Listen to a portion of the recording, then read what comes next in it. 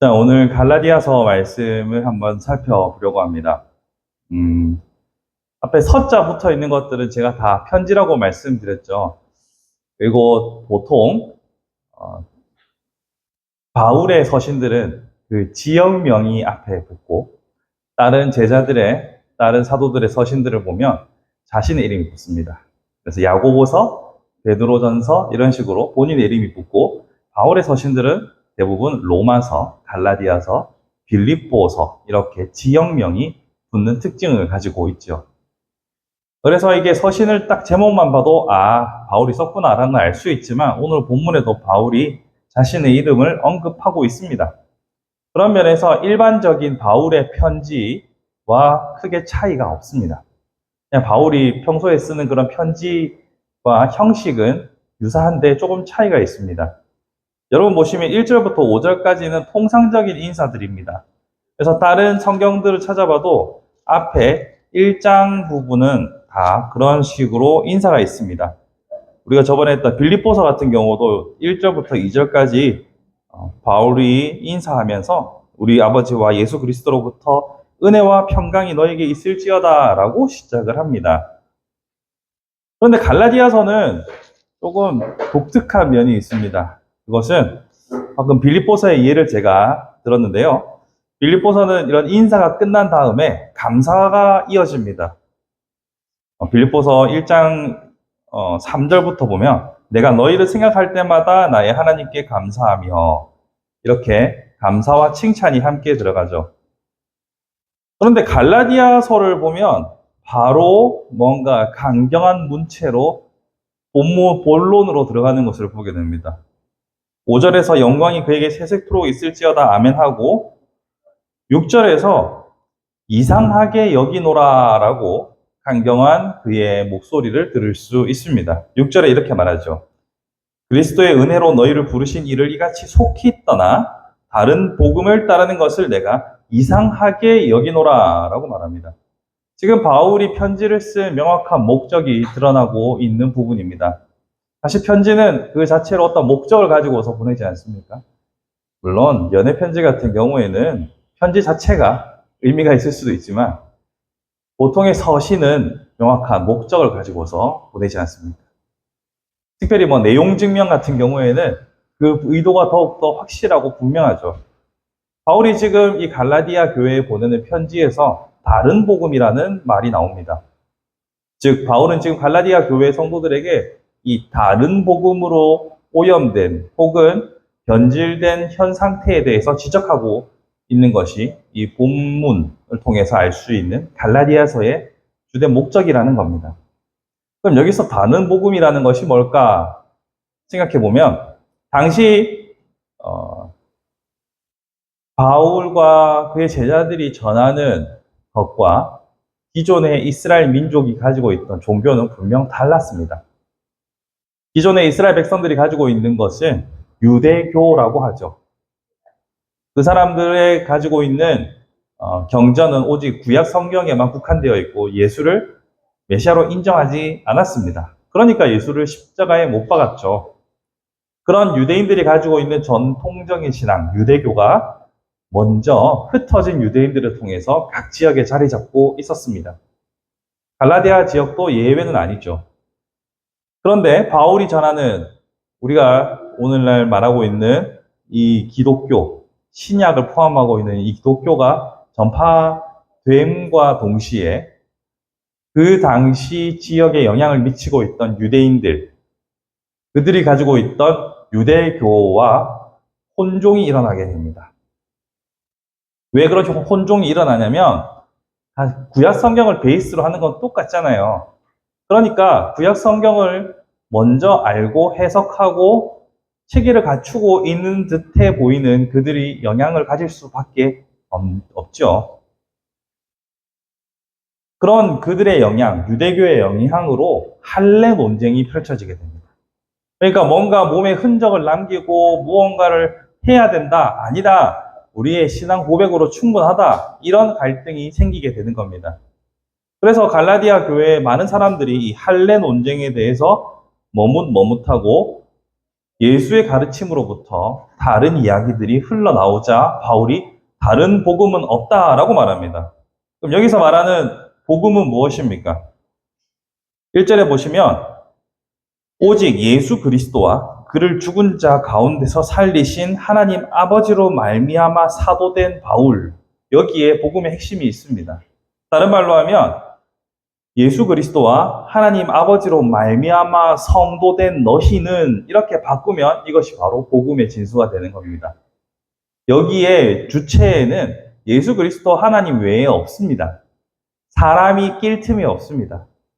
하나님이 택하시고 예수 그리스도께서 죽어주셨기 때문에 성도된 것이지, 하나님의 백성이 된 것이지 사람의 행위로 말미암은 것은 없다라는 것이 복음의 기본 전제입니다. 근데 변질됐죠. 왜 변질됐는가를 생각해보면 우리가 여러 가지를 생각해볼 수 있지만, 오늘 제가 주로 얘기해보고 싶은 것은 바로 이 관성에 대한 이야기입니다. 관성의 법칙은 여러분 잘 아시겠죠? 일정하게 운동을 행하고 있던 물체는 그 운동을 지속하고자 하는 성질을 가집니다. 이것은 비단 물리적인 일뿐만 아니라 사람의 삶의 형태에 있어서도 해오던 일을 계속 하게 되는, 혹은 해오던 생각들이 크게 바뀌지 않는다는 것을 말할 때도 이 관성을 쓰기도 합니다. 그래서 우리가 흔히들 사람은 고쳐 쓰는 거 아니다, 이런 말을 많이 쓰는 것이 각자가 가지고 있는 이 관성이 작용하기 때문이라고 볼 수 있죠. 근데 이 관성은 개인뿐만 아니라 사회, 그리고 모든 조직에 동일하게 적용됩니다. 오늘 보시면 교회라는, 혹은 그 사회라는, 혹은 개인이라는 여러 가지 관성을 생각해 볼 때 우리가 가지고 있는 관성의 법칙을 한번 적용해 보겠습니다. 사람은 누구나 다 예수 그리스도를 구주로 영접하고 새로운 하나님의 백성으로의 삶을 살아가기 전까지는 기본적으로는 눈에 보이는 것에 따라 살아가는 삶입니다. 쉽게 말하면 우리가 물리적인 눈에 보이는 행위를 했을 때에만 법의 저촉을 받죠. 우리가 마음에 누군가에게 앙심을 품었다고 해서, 누구를 미워했다고 해서 법적으로 처벌할 근거는 단 하나도 없습니다. 실질적으로 행위가 구현되어야만 그에 따라 벌이 혹은 법적인 제재가 가해지는 것은 인간사의 기본입니다. 옛날에 고대 사회에 왕의 노여움을 샀다고 해서 죽임을 당할 경우에도 노여움을 사게 만드는 어떤 행위가 있었기 때문에 죽었겠죠. 자, 이처럼 우리는 행위에 집중하는 삶을 살아왔습니다. 하지만 이 복음이 들어오고 나서 예수의 가르침을 따라가 보면 예수께서는 그 마음만으로도 이미 충분히 잘못한 것이다라고 말하죠. 마음에 미움을 품기만 해도 이미 살인한 자와 같다라고 말씀하시고, 그 눈에 음욕을 품은 자는 이미 간음한 자와 같다라고 말씀을 하시니, 이것은 우리가 살아왔던 삶의 패턴, 이 관성을 완전히 벗어나야 한다는 이야기입니다. 그러니까 이것이 쉽지 않겠죠.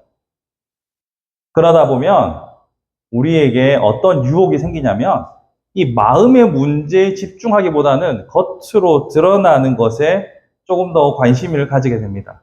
왜냐하면 마음을 숨기는 것도 쉽지만 마음을 변화시키는 것은 정말 어렵거든요.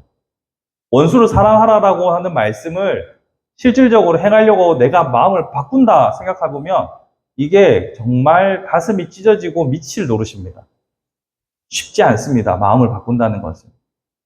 그러다 보니 사람들은 눈에 보이는 것에 더욱더 집착하게 되죠. 예전은 우리로 치면 주일 성수라는 눈에 보이는 행위로, 그러니까 주일날 결석하지 않고 주일날 단장하고 바른 옷으로 모여서 예배하고 교회 봉사하고, 또 과거에는 주일날 돈 쓰지 않고 교회 충성 봉사는 눈에 보이는 모습을 통하여서 우리의 신앙을 정당화하려고 하는 그런 관성에 따른 행위들이 늘 있어 왔습니다. 말씀드렸지 않습니까? 마음을 변화시키는 것은 어렵지만 행위를 변화시키는 것은 그보다는 쉽습니다. 그렇게 우리는 행위에 집중하던 이 관성을 벗어나지 못하다 보니 마음보다는 행동에 집중합니다.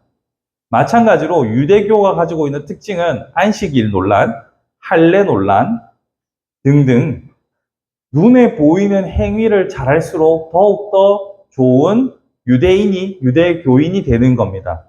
그래서 바리새인들이 행실에 많이 집착했던 것도 다 같은 맥락이라고 볼 수 있습니다. 그러니까 다른 복음으로 변질되었던 이유는 이 관성이 작용했던 결과물로 저는 생각합니다. 또 하나의 관성이 있습니다. 그것은 바로 본성이라는 관성이죠. 우리의 본성은 악합니다. 누가 뭐래도 악합니다. 제가 저번 시간 이기주의 말씀드렸지 않습니까? 기본적으로 사람은 악합니다. 우리 막내도 저 조그마한 것이 얼마나 악한지 모르겠습니다. 집이 모릅니다. 그런 것이 우리로 하여금 마음을 새롭게 하여 하나님의 백성으로 살아가는 그 일을 어렵게 만드는 관성으로 우리에게 작용하고 있는 겁니다. 그럼에도 불구하고 오늘날 우리는 이러한 관성에 따른 변질에 대해서 별로 주목하지 않습니다. 마음은 조금만 우리가 신경을 덜 쓰면 무뎌지고 눈으로 보이는 행위는 조금만 신경 쓰면 칭찬받거든요. 그래서 많은 사람들이 본질을 떠나 다른 복음으로 살아갑니다. 하지만 이 다른 복음으로 살아가는 것을 바울이 얼마나 크게 경고하는지를 기억하셔야 합니다.